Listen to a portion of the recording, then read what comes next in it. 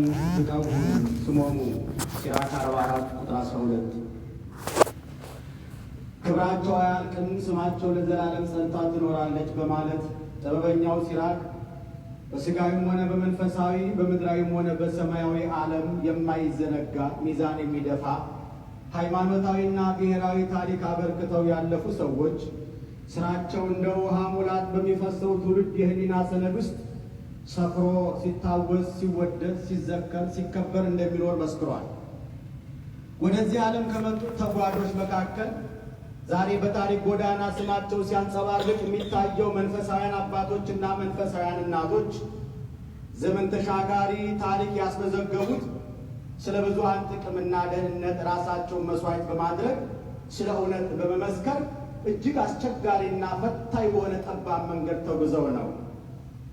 በማህበረሰብ ውስጥ እንደ ንጋት ኮከብ ፈክተው የሚታዩ የብዙ ሰዎች አካል ሆነው የሚያልፉ በብዙ ዓመታት መካከል የሚገኙ ጥቂት ሰዎች ይፈጠራሉ። ገና ከልጅነታቸው የአዛውን ተላላኪ፣ ለደካሞች የሚራሩ፣ መንገድ ለጠፋባቸው አቅጣጫ ጠቋሚ፣ ሁሉ የሚያምናቸው፣ ልጅ አዋቂ የሚመርቃቸው አደራ ጠባቂዎች ሆነው ያድጋሉ። እነሱም ሆኑ ሌሎች ገና አያውቁትም እንጂ ይህ ጅማሬያቸው መዳረሻቸውን ይጠቁማል። እንደነዚህ ያሉ ሰዎችን ሕይወት የሰሩትን ሥራና ያሳለፉትን ገጠመኞች ብቻ ዘርዝረን የምንረዳው አይደለም። በእነሱ ልዩ መነጽር ውስጥ የተረሱ ይታወሳሉ፣ የጠፉትም ይገኛሉ። ወንጌልን የሚተርኳት ጽንሰ ሐሳብ ሳትሆን የሚኖሯት እውነት መሆኗን ፍንትው አድርገው ያሳያሉ። ሕይወት ጅማሬ ያለውና የእንደነዚህ አይነት ሰዎች ሕይወት አንድ ቀን የሚሊዮኖችን ልብ ይነካል ብለው በማይጠረጥሩት ሁኔታ ይጀመራል። በ1969 ዓመተ ምህረት ከአቶ ወንድሙ ተማም እና ከወይዘሮ ትክክለ ወርቅ ገብረ ዮሐንስ ገብረ ኢየሱስ ተወልዶ ስለ እግዚአብሔር በእርሱ ሆኖ የሚያከናውነውን ታላላቅ ሥራዎች ገና ባልተገነዘበችበት ዓለም ውስጥ በምድረ ሰበታ የመጀመሪያ እስትንፋሱን ተነፈሰ። በዕድሜው እንደነበሩ ሕፃናት የጨቅላ ዘመኑ በእምነት በቤተሰብና በቤተ ክርስቲያን ሥርዓት የተቃኘች ነበረች። ገና ከልጅነቱ ልቡ ወደ እውቀት አዘነበለች። የቀለም ትምህርቱን ከኔታ ታመነ ፊደልን በመቁጠር ጀመረ። እውቀት በርቶለት ነበርና የመጀመሪያና ሁለተኛ ደረጃ ትምህርቱን በከፍተኛ ውጤት ከመጨረሱን ባሻገር አገልግሎት ገና በጨቅላ ዕድሜው ስትጠራው ታናናሾቹንና በትምህርት ደከም ያሉትን ያስጠና ነበር። በተጨማሪም የሂሳብ መምህሩን ቦታ ተክቶ የክፍል ጓደኞችን በማስተማር ለብዙዎች የቀለም አባት ሲባል ገና ኮሌጅ አልገባም። ውድድሩን አሸንፎ የወዲሶ ከተማ አግሮ ቴክኒክ ትምህርት ቤት ተቀላቅሎ በከፍተኛ ውጤት እስከተመረቀባት ቀን ድረስ በነበሩ 3 ዓመታት ውስጥ በወቅቱ የምዕራብ ሸዋ ሊቀ ጳጳስ ከነበሩ ታላቅ መንፈሳዊ አባት ከብፁዕ አቡነ ዲዮስቆሮስ ወይም አባ ወልደ ትንሣኤ ግዛው መንበረ ጵጵስናቸውን ካደረጉበት በወሊሶ ደብረ ምጥማቅ ቅድስት ማርያም ቤተ ክርስቲያን በሰንበት ትምህርት ቤትና የሰርክ ጉባኤ ማገልገል ጀመረ። ከዚያ ጊዜ ጀምሮ ልቡ ሳይከፈልበት አይምሮ በወጣትነት ምኞት ሳይጠለፍበት ለ40 ዓመታት በአውደ ምሕረቱ ነፍሶበት ኖሯል። ልጅ ሆኖ የሚያውቁት ዛሬ ላይ ሆነው ሲያጤኑት ገና በለጋ ዕድሜው የነበረችው ትጋት መዳረሻውን የምትጠቁም ነበር ይላሉ። ትምህርት ለእርሱ የእውቀት ጉዳይ ብቻ ሳይሆን የአገልግሎት ዝግጅት ነበረች። ታዲያ ዛሬ የተሰበሰብነው አንድም ከእኛ መካከል ስለተነጠቀው ሕይወት ልናዝን፣ አንድም በደስታ ልናመሰግን። ማዘናችን በመካከላችን ሆኖ የሚያስተምረን የሚያጽናናን የሚገስጸን አንደበት ዛሬ ዝምታ ተጭኖታልና በሐዘን ሲቃ እናነባለን። ደስታችን ደግሞ የእግዚአብሔር ወንጌል በእውነት ስትኖር ምን እንደምትመስል በተግባር ባሳየን ሰው የዕድሜ ዘመን እንድንኖር ፈቅዶልናልና ልሳኑ ከወንጌል ውጭ ጨዋታ እንዳልነበረች ስናስብ ልባችን በሐሴት ይሞላል። ዛሬ ቤተ ክርስቲያን የተሰበሰበችው አንድን ሰው ለማሰብ ሳይሆን ስብከት የሆነች ሕይወትን እንዘክር ዘንድ ነው። የዚች ሕይወት ስም ዘላለም ይባላል። ስምን መልአክ ያወጣል እንዲሉ ስሙ በአጋጣሚ የወጣ አይመስልም። የአንዳንድ ሰዎች ስም ዕጣ ፈንታቸውን ይጠቁማል። ለእርሱ ግን ስሙ ትንቢት ነው የሆነለት። የዚህ ዓለም ኃላፊ ጠፊ ነገሮችን ጠቅልሎ ጥሎ ስለማያልፈው ዘላለማዊ ሕይወት ሲል ኖሯልና ዘላለም የሚለው ስም ትንቢት ሆኖለታል። የጻድቅ መታሰቢያ ለዘላለም ይኖራል እንዳለ ነቢዩ በመዝሙሩ የዘላለም ሕይወት በግለሰቦች ልቡና ብቻ ሳይሆን በቤተ ክርስቲያን ሕያው ትዝታ ውስጥ መከተቡን ስናስብ የነቢዩን መዝሙር በአግባቡ ይገባናል። አንዳንዶች ዓለም በቃኝ ብለው ወደ ከተማ ወደ ገዳማት ሲገብተው በዋሻዎችና በተራራዎች ዝምታ መካከል ፈጣሪያቸውን ይፈልጋሉ። የእግዚአብሔር ሹክሹክታ ይሰማቸው ዘንድ የከተማ ጫጫታን ጥለው ወደ በረሃ ይኮበልላሉ። አንዳንዶች ደግሞ ከተማ ገብተው ፈጣሪያቸውን ይረሳሉ። ደግሞም እግዚአብሔር አንዳንድ ጊዜ እንደ ዘላለም ያሉ ብርቅዬ የከተማ የሚስጥር መነኮሳት ይነሱ ዘንድ ይፈቅዳል። በሰዎች መካከል እየኖሩ የበረሃ እርጋታና መንፈስ በውስጣቸው የሚመላለስ መናንያን አሉ። ዘላለም በከተማ ከሰዎች ጋር እየኖረ ልቡ ግን በገዳም በጸሎት ተጠምዳ ትኖር ነበር። ዓለም ምቾትን አልነፈገችውም፣ እሱ ግን በመጠን መኖር መረጠ። ዓለም ዝናን አጎናጽፈዋለች፣ እሱ ግን ትሕትናን መረጠ። ዓለም እረፍት ስትሰጠው፣ እርሱ ግን ድካምን መረጠ። ቅዱስ ዮሐንስ አፈወርቅ መነኩሴ ማለት በሰዎች መካከል እየኖረ መላእክትን ለመምሰል የሚተጋ ነው እንዳለ ዘላለም ይህንን ሕይወት ኖሮታል። በአውራ ጎዳናዎች ሁካታ በበዛበት የገበያ ቦታዎች በመንደሮች ቢጓዝም ነፍሱ ሳታቋርጥ በጌታዋ ፊት የቆመች እንደነበረች ሁለመናው ያስታውቅበታል። ጥቂት ያናገሩትም ዘለግ ብለው ያወቁትም ስለ ወንጌል ያለውን ኮስታራነት፣ ለማመቻመች ያለውን እምቢተኝነት፣ ቆራጥነቱንና በልቡ የምትነድ የወንጌልን እሳት በገጽታው ያዩበታል። ስለ ክርስቶስ ሳይሆን ራሱ ክርስቶስ እንደሚያውቀው ሆኖ አስተምሮናል። የኢትዮጵያ ተራሮችና ኮረብቶች ብዙ ተጓዦችን አስተናግደዋል። የአገልጋዮችን ዱካ ያውቃሉ። ሆኖም የዘላለምን አካል የተሸከሙ ጎዳናዎች ግን ያነገበውን ወንጌል ጠንቅቀው ያውቃሉ። ጥርጊያ መንገዶች አልቀው ጢሻ ቢሆኑበትም በበቅሎና በፈረስ ጀርባ ተጭኖ ሸለቆችን አቋርጧል። ወንጌል እንዳትታሰር በእንስሳት ጀርባ ሆኖ የተጓዘውን ርቀት የደከመውን ድካምና ጽናቱን እነዚህ እንስሶች የዝምታ ምስክሮች ሆነውታል። የተሽከርካሪዎችን ጉልበት የሚፈትኑ ተራሮች እርሱን አልበገሩትም። ዘላለም ከግል ድካምና እንግልት ይልቅ ከተራሮች ጀርባ የሚጠብቁ ምስኪን መንደሮች፣ ከወንዙ ባሻገር ወንጌልን የተጠሙ ነፍሳት፣ በሸለቆ መሃል ያሉ የተሰበሩ ልቦችን አይቶ ቢያሳዝኑት የጌታችን የኢየሱስ ክርስቶስን ፈዋሽ ቃል ያደርስላቸው ዘንድ ገሰገሰ። ዘላለም ሲጓዝ ባዶ እጁን አይሄድም።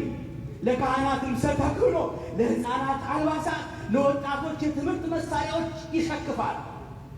የደረሰበት ከአንደበቱ ሰማያዊ ጥበብን ከእጁ በረከትን የሚያጣ የለም። ጠያቂ ልቦች፣ አሳሽ አእምሮች እውነትን ይሰሙ ዘንድ ወደ እርሱ መጥተው መልካም ዜና የተሰኘችውን ወንጌል ለመጀመሪያ ጊዜ ከእርሱ አንደበት የሰሙ ጆሮዎች አያሌዎች ናቸው። ቅዱስ ቄርሎስ ለሚያስተምራቸው ንዑሳነ ክርስቲያን እናንተ ከመንግሥተ ሰማያት ደጃፍ ቆማችኋል እንዳለ መምህር ዘላለም ለብዙዎች የመንግሥተ ሰማያት በር ይከፈትላቸው ዘንድ ምክንያት ሆኗል። በዛፎች ስርና በደሳሳ ጎጆዎች፣ በአጥቢያ ቤተ ክርስቲያንና በመንደሮች እንዲሁም ቤተ ክርስቲያን ካልደረሰችባቸው ጠረፎች ድረስ ሄዶ እምነትንና ጸሎትን አስተምረዋል። ጊዜው ሲደርስም ብዙዎችን አስጠምቋል። እስኪ ለአንዲት ቅጽበት በአእምሮአችን እናስበው። ጥርት ባለ ሰማይ ስር በደሳሳ ጎጆ ባለች ቤተ ክርስቲያን ውስጥ አዳዲስ ክርስቲያኖች ተወልደዋል።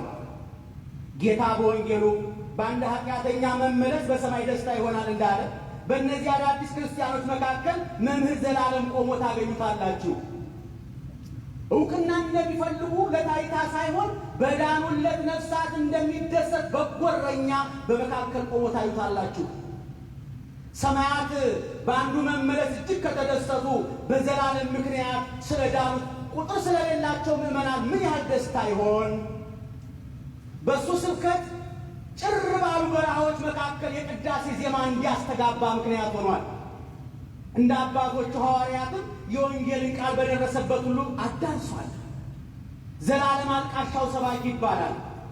የትምህርቱ ኃይለ ቃል እንዳይደርቅብን፣ የደነደነው ልባችን ጭንጫ እንዳይሆንብን በእንባ እያረሰረሰ የወንጌልን ቃል ዘርቶብናል። ለፍጥረት ሁሉ የሚራራ ያለ እንባ ስለ እግዚአብሔር ይናገር ዘንድ አይቻለውም እንዲሉ አበው፣ ዘላለምም ስለ እግዚአብሔር ሲናገር ልቡ ሞልቶ ይገነፍልበታል። ስለ ኃጢአታችን፣ ስለ መከራችን፣ ከእግዚአብሔር ተለይተው ስለሚንከራተቱ ነፍሳት፣ ስለ ንስሐ፣ ስለ ድኅነታችን፣ ስለ ክርስቶስ ፍቅርና ስለሚወዳት አገራችን አንብቷል። በጉባኤ መካከል የእንባ ሲቃ ተናንቆት መናገር ሲያቅተው በዝምታ ተመልክተናል። ዘላለም በፊታችን ስብከቱን ብቻ ሳይሆን ነፍሱን ሲያፈስ አይተነዋል። የዘላለም ሕይወት ያለ ቁጥብነት ለወንጌል ተሰጥታለች። ቅዱስ ጳውሎስ በመልእክቱ ወአንሰ ምክዕቢት አስተዋጻይኩ ወእሜቱ ሥጋዬ በእንተ ነፍስክሙ፣ ዳኑልኝ እንጂ ስለ እናንተ ገንዘቤን ብቻ ሳይሆን ራሴን በደስታ ከፍላለሁ እንዳለ ሐዋርያው፣ መምህር ዘላለምም ስለ ብዙዎች ራሱን ከፍሏል። ከዕለት ዕለት፣ ከወር ወር፣ ከዓመት ዓመት ወንጌልን በጉባኤ ከማስተማር አልወዘንም። ሌሎች ረፍትን ሲሹ እርሱ ግን ለነገ ጉባኤ ይዘጋጃል። ሌሎች ወደ መዝናኛ ስፍራ ሲሄዱ እርሱ ግን ወደ ጠፉ ነፍሳት ይሮጣል። ሕይወቱ በድሎት ሳይሆን በአገልግሎት ትተመናለች። ክርስትናን የሚናፍቁ ምዕመናን ቃሉን ይሰሙ ዘንድ ዘላለም ፖስተር ለጥፉልኝ፣ ማስታወቂያ ስሩልኝ፣ አበል ቁረጡልኝ አይልም። አንድ ጊዜ እንዲህ ሆነ። በ1998 ዓመተ ምህረት ለታኅሳስ በዓታ ዓመታዊ ጉባኤ አዘጋጅተን የሚጋበዙ የመምህራንና የዘማሪያን ፎቶ ያለበት ፖስተር እያሳተሙ በአብያተ ክርስቲያናት በርና በየታክሲው ላይ መለጠፍ የተጀመረበት ዘመን ነበረ። እኛም ወጉ አይቀብል ብለን የመምህር ዘላለምን ፎቶ ያለበት ፖስተር አሳትመን በየአብያተ ክርስቲያናቱ አስለጠፍን። ሰዎች ነግረውት ይመስለኛል ደውሎ ከጣዖት ለማላቀቅ እያስተማርን ጭራሽ እኛኑ ጣዖት ታደርጉን፣ እግዚአብሔር ያስተምራል ብሎ የሚመጣ ይማር፣ ሕዝቡን ሰውን የሚከተል ግብዝ አታድርጉት፣ ሁለተኛ እንዲህ ባይደገም ጥሩ ነው ብሎ ተግሳጽ አዘል ምክር እንደሰጠኝ አስታውሳለሁ። ዘላለም 70 ሳንቲም ሳይቀበል ከተረሳች ከገጠር ቤተክርስቲያን እስከ ግዙፍ ካቴድራሎች ድረስ ሳይሰስት ወንጌልን አካፍሏል። በነፃ የተቀበላችሁትን በነፃ ስጡ እንዳለ በወንጌሉ ዘላለም ወንጌል በዋጋ ትተመን ዘንድ እምቢ ያለ ቆራጥ ሐዋርያ ነበረ። ቆስለው የሚያነክሱትን ወደ ለምለም መስክ የሚመራ እጅግ ደግ እረኛ ነበር። ወንጌል በምቾት መንደር ተቀብራ እንዳትቀር ወደ ቁስለኞች፣ ድሆች፣ ወደ ሕመምተኞችና ጠያቂ ያጡ ብቸኞች በመሮጥ በተስፋ መቁረጥ ውስጥ ያሉ ምዕመናን ሁሉ ፈላጊያቸው፣ አስታዋሻቸው፣ አጽናኛቸው ዘላለም ነበረ። ወደ እርሱ የሚመጡ አብዛኞቹ የቴዎሎጂ ጥያቄ ከሚያስጨንቃቸው ይልቅ ሰባራ ልባቸው አላስተኛ ሲላቸው ነውና ለመንፈስ ቅዱስ አንደበት ሆኖ አጽናንቷቸዋል። የቤተሰቦችን ስብራት፣ የዝምተኞችን ሰቆቃ፣ የሱሰኞችን ድካም ተሸክሟል። በዓይን የማይታዩ የብዙዎች ቁስል ይፈወስ ዘንድ ከነፍስ መድኃኒት ከክርስቶስ ጋር አገናኝቶ የመዳናቸው ምክንያት ሆኗል። ዘላለም የጓለማውታ አባትም ይባላል። የዘላለም ርኅራኄ በከንፈር መምጠጥ ብቻ አልነበረም። በእሱ ምክንያት ወንጌል የምትበላ ምግብ፣ የምትጠጣ ውሃ፣ የምትለበስ ልብስ፣ የመጠለያ ቤታቸው የሆነችላቸው ወላጅ አልባ ሕፃናትን ለመቁጠር ያስቸግራል። በእግዚአብሔር ፊት ያለች ንጽሕት ሃይማኖት ማለት ለጓለማውታና ለባልቴቶች በችግራቸው መድረስ ነው ይላል ሊቁ። ዘላለም ስብከቱን ኖሯታል። ይዲዲያ የተሰኘ ፋውንዴሽን አቋቁሞ ከ250 በላይ ወላጅ አልባ ሕፃናትን ቀለብ ሰፍሮ ሞግዚት ቀጥሮ በቋሚነት ሲያሳድግ ኖሯል።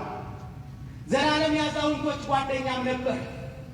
ዓለም ከልቡናውና ከመንደሩ አውጥቶ የነሳቸውን አዛውንቶች እወቁልኝ ስሙልኝ ሳይል እንደ ደራሽ እንግዳ ከምግብና ከመጠጥ ጋር አገልጋዮቹን አስከትሎ ድንገት ከመካከላቸው ከተፍ ይላል። በዚህን ጊዜ ለካስ ፈጣሪ አልረሳንም እንዲህ ያደርጋቸዋል። ብራብ አብልታችሁኛል፣ ብጠማ አጠጥታችሁኛል የሚለው የወንጌል ቃል ስለሚቆጠቁጠው የአዛውንት ማዕከላትን፣ የማረሚያ ቤቶችን፣ ገዳማትንና ሆስፒታሎችን ሳያቋርጥ ይጎበኝ ነበር። በየሳምንቱ ሮብና ዓርብ ችግረኞች ተመግበው ይውሉ ዘንድ በሳሪስ አቦ፣ በየካ ሚካኤል፣ በቂርቆስና በብስራተ ገብርኤል አብያተ ክርስቲያናት የምሳ ግብዣ ያደርግ ነበር። ዘላለም በአብይ ጾም በፍኝ ጥሬት ሲጾሙ ሰንብተው በትንሣኤ አፋቸውን የሚያድፉበት እንኳን ጾም ልጓሙን ፈታል እየተባባሉ የሚገድፉበት ጥሪት ለሌላቸው ድሆች ይልቁንም ለምጽዋትም ሆነ ለእርዳታ በማይመች ሁኔታና ቦታ ላይ የሚገኙ ወገኖችን ምግብ እያሰራ በቡድን ሰው እየመደበ መኪና ያላቸው ምዕመናን እየጠየቀ በየክፍለ ሀገሩ ያሉ አረጋውያን እናቶችና አባቶችን የትንሣኤን በዓል በደስታ እንዲያከብሩ ያደርግ ነበር። ለዚህ ምስክሩ እኔው ራሴ ነኝ። ጫጋል መድኃኔዓለም ይዞኝ ሄዶ ከበረከቱ አሳትፎኛል። ዘላለም በስብከቱ ዓለምን ቢዞርም በልቡ ግን ከገዳማውያን አባቶችና እናቶች ጥበብን ይቀስም ዘንድ የቤተ ክርስቲያን መንፈሳዊ አዘቅት ከሚባሉ ገዳማት አልተለየም። ሕይወታቸውን በጸሎት ካሳለፉት ጋር በዝምታ ተቀምጧል። ከሊቃነ ጳጳሳት ጋር ተማክሯል። ከባለጠጎችና ከዝነኞች ጋር ተወያይቷል። ነገር ግን አበው ትሕትና ነፍስን የምትከልል መጎናጸፊያ ናት እንዲሉ ይህ ሁሉ ሲሆን ግን ልቡ አልኮራበትም። ወንጌል በኢትዮጵያ ምድር በሁሉም ቋንቋ ትሰበክ ዘንድ ባለው ጉጉት ከማህበረሰቡ የተውጣጡ የተለያዩ ቋንቋ ተናጋሪ ወጣቶችን መልምሎ በእውቀት ገዳማትና አድባራት የአብነት ትምህርት ተምረው ማህበረሰባቸውን ያገለግሉ ዘንድ ሙሉ ቀለብና ወጪ እየቻለ ያስተማራቸው እጅግ ብዙ ናቸው። ለምሳሌ በአዲስ ዓለም ማርያም፣ በታዕካ ነገሥት በዓታ ለማርያም፣ በደብረ ጽጌ፣ በምሁር ኢየሱስ ገዳም፣ በደብረ ሊባኖስ ገዳም የሚያስተምራቸው ተማሪዎች ነበሩት። ከትምህርት ገበታቸው በችግር ምክንያት እንዳይስተጓጎሉ የትምህርት ቤት ክፍያ መክፈል ያልቻሉ ለድሆች ልጆች የዓመቱን ክፍያ እየከፈለ መማሪያ ደብተርና መጽሐፍት እያሟላ አንዳንድ ጊዜም በስኮላርሽፕ የሚያስተምሩ ትምህርት ቤቶችን እየጠየቀ አስተምሮ ለዩኒቨርሲቲ ያበቃቸው በጥሩ ውጤት ተመርቀው ሀገር ወገናቸውን እያገለገሉ ያሉ ወጣቶች ስፍር ቁጥር የላቸውም። ለዩኒቨርሲቲ ያበቃቸውና በገዛ ገንዘቡ ቤት ተከራይቶ ቀለብ ሰፍሮ የሚያስተምራቸው የሚያስተዳድራቸው አይነ ስውራን ማን በቆጠራቸው? ይህ ሁሉ ሲሆን በእያንዳንዱ ተግባር ላይ በሚስጥር እየጠራ ከስራው በረከት የሚያካፍላቸው ደቀ መዛሙርቱ ምስክሮች ናቸው። ዘላለም እውቀቱን፣ ጥበቡን፣ ጉልበቱን፣ ገንዘቡን ብቻ ሳይሆን ከጽድቁም ሳይቀር ለማካፈል አይሰስትም ነበር። ስለ ራሱ ምድራዊ ሕይወት ያስብ ዘንድ የባከነበት ጊዜ የለም። ስለ ሀብትና ዝና፣ ቤት ስለ መስራትና ስኬት፣ ሚስት ስለ ማግባትና ልጆች ስለ መውለድ አልተጨነቀም። ይህ ሁሉ ክፉ ሆኖ ሳይሆን እንደ ሐዋርያው ስለ እግዚአብሔር ፍጹም የተሰጠች ሕይወት ስለተመኘ ነው እንጂ ጊዜውን ለወንጌል ብርታቱን ለምዕመናን ልቡን ደግሞ ለፈጣሪ ሰጥቷልና ለሌላ ቦታ አልነበረውም። ዘላለም በእውነት ለሚያገለግሉት እንደሚሆንላቸው ሁሉ እርሱም በስውር የተሸከማት መስቀል ነበረችው። ወተውበኒ ዘይደጉፀኒ ርእሴ ወይኰርዐኒ ርእስጋዬ እንዳለ ሐዋርያው ዘላለም ለሰው የማይናገራት በዝምታ የተሸከማት ሕመም ነበረችበት። ነገር ግን እንደ ሻሽ ለሚነጠፍለት ሕዝብ ታምሜያለሁ ብሎ አልተናገርም። እዘኑልኝ ብሎም አደባባይ አልወጣም። ደግሞም ደከመኝ ብሎም አገልግሎቱን አላቋረጠም። የእሱ ሐሳብና ጭንቀት አደራ የተሰጡት ነፍሳት ድህነት ጉዳይ ብቻ ነበርና የሚያገለግላቸው ምዕመናን ከአንደበቱም ሆነ ከፊቱ ገጽታ መታመሙን አያውቁበትም ነበር። ከጥቂት ሳምንታት በፊት ወደ አሜሪካ ሲመጣ ፕሮጀክት ነድፎ 550 ካሬ መሬት ተመርቶ የአይነ ስውራን ማዕከል ለመገንባት ያለውን እቅድ ያሳካ ዘንድ ሲመለስ ወደ ግንባታው ሊገባ ነበር እቅዱ። ቢጠራቸው አቤት ቢልካቸው ወዴት የሚሉ ሚሊዮኖች እያሉ ለማስታመም የማይሰለቹ ወላጆች በሞሉበት ሀገር የዝምታው ጌታ ዘላለም አንዳችንም ሳይሰናበተን በዝምታው ጥሎን ሄደ።